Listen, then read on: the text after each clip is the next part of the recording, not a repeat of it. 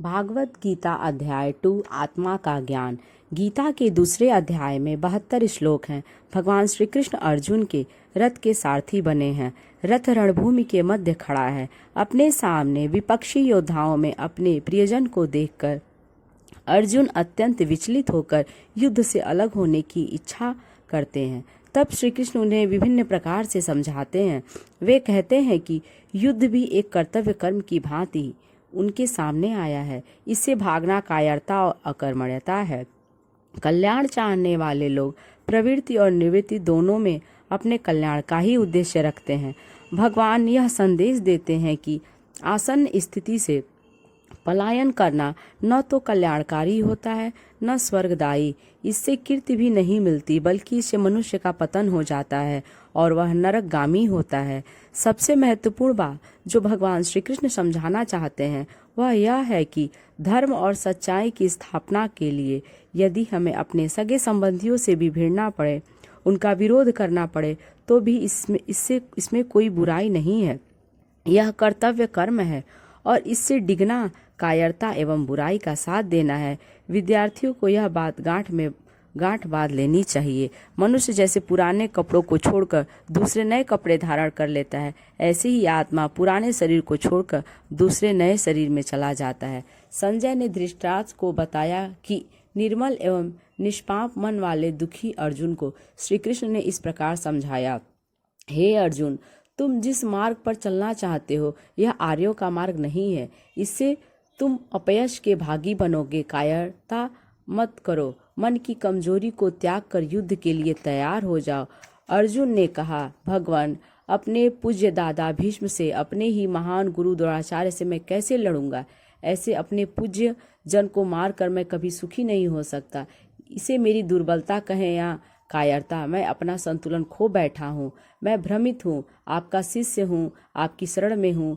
कृपया मुझे उचित राह दिखाइए। मुझे नहीं लगता कि सारी दुनिया का राज्य पाकर भी गुरुजन की हत्या करने के पाप से छूटकर मैं कभी सुखी हो पाऊंगा।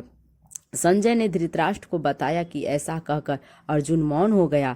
धृतराष्ट्र भीतर ही भीतर खुश हुआ। फिर संजय बोला, भगवान श्री कृष्ण ने अर्जुन से कहा, विद्वानों की तरह बोल रहे हो परंतु कायरों जैसा व्यवहार कर रहे हो। विद्वान किसी के लिए शोक नहीं किया करते। सच तो यह है कि मैं और तुम और ये राजा पहले भी थे और फिर भी रहेंगे। इसका अर्थ है कि आत्मा कभी नहीं मरती, केवल शरीर बदलती है। जैसे शरीर पैदा होता है, बच्चे से किशोर, युवा और बूढ़ा होता है, ऐसे ही आत्मा एक दिन शरीर बदलकर दूसरे शरीर में चली जाती है। समझदार लोग इस शरीर से मोह नहीं करते हैं। शरीर का अंत होना तो निश्चित ही है, परंतु आत्मा का कभी भी नाश नहीं होता।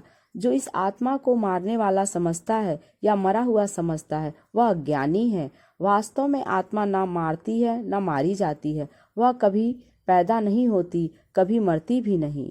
आत्मा तो शरीर को उस तरह बदलकर दूसरे शरीर को धारण कर लेती है जैसे हम अपने फटे पुराने कपड़े छोड़कर नए कपड़े पहन लेते हैं। हे अर्जुन, यह आत्मा किसी हथियार से काटी नहीं जा सकती। इसे आग जला नहीं सकती, हवा सुखा नहीं सकती, जल भी उसे भिगो नहीं सकता। आत्मा की सनातनता अर्थात सदा रहने के गुण को जानकर तुम्हें शरीर के लिए शोक नहीं करना चाहिए। शरीर जो जन्म लेता है वह अवश्य मरता है, जो मरता है वह फिर कहीं जन्म अवश्य लेता है, अतः शोक करने का कोई कारण नहीं है। हे भरतवंशी अर्जुन, सभी शरीरों में आत्मा रहती है। आत्मा को कभी मारा नहीं जा सकता और शरीर को सदा जीवित नहीं रखा जा सकता। अपने कर्तव्य और परिस्थिति को समझकर तुम्हें अपने धर्म का पालन अर्थात युद्ध करना चाहिए। यदि तुम युद्ध रूपी अपने कर्तव्य का पालन नहीं करोगे तो तुम्हें पाप लगेगा। संसार के नियम के अनुसार लोग तुम्हारी निंदा करेंगे। अपयश तो मृत्यु से भी अधिक दुखदाई है। कोई यह नहीं समझेगा कि तुमने गुरुजनों का सम्मान करते हुए युद्ध में शस्त्र नहीं उठाए। सब तुम्हें भयभीत और कायर ही मानेंगे। यह अपयश तुम्हें बहुत कष्ट देगा। अतः हे वीर पार्थ, तुम युद्ध करो। सुख और दुख में, लाभ और हानि में, जीत और हार में लगाव मत रखो। एक समान भाव रखकर और कर्तव्य मानकर युद्ध करोगे तो तुम्हें कभी पाप नहीं लगेगा। इस प्रकार कर्म करने को निष्काम कर्म कहा जाता है। निष्काम कर्म करने से आत्मा को पाप नहीं लगता, वह कर्म बंधन से मुक्त हो जाती है। जब तक तुम लाभ के लिए या जीत के लिए कर्म करोगे तब तक हर कर्म तुम्हें बंधन में बांधेगा। दुविधा और स्वार्थ छोड़कर आत्मा के सत्य को जानते हुए निष्काम कर्म करो। जीत हार की इच्छा से मुक्त होकर कर्म करना ही क्षमता योग है, जो दैविक और भौतिक तापों के भय से विचलित नहीं होता, दुख में रोता नहीं और सुख में नाचता नहीं, क्रोध और घृणा से परे है, जिसमें किसी के लिए आसक्ति नहीं है, वह स्थिर मन वाला मुनि कहलाता है। अपनी इंद्रियों को वश में करके जो परमात्मा में स्थिर कर देता है वह स्थिर बुद्धि कहलाता है। सच है कि इंद्रियां ही सब परेशानी का कारण है। इनकी आसक्ति से काम इच्छा उत्पन्न होता है, कामना पूरी न होने से क्रोध पैदा होता है और क्रोध से व्यक्ति मोह में फंस जाता है। मोह से स्मृति नष्ट हो जाती है, इससे बुद्धि का नाश होता है। बुद्धि नष्ट होने से सब कुछ नष्ट हो जाता है। अतः इंद्रियों को संयमित करके बुद्धि को परमात्मा में स्थिर करके जो अपने कर्तव्य धर्म का पालन करता है वह सब पापों से मुक्त हो जाता है। इस प्रकार हम देखते हैं कि इस अध्याय में कर्तव्य का महत्व बताया गया है। कहा गया है कि जो व्यक्ति अपने कर्तव्य का पालन नहीं करता उसे शांति नहीं मिल सकती।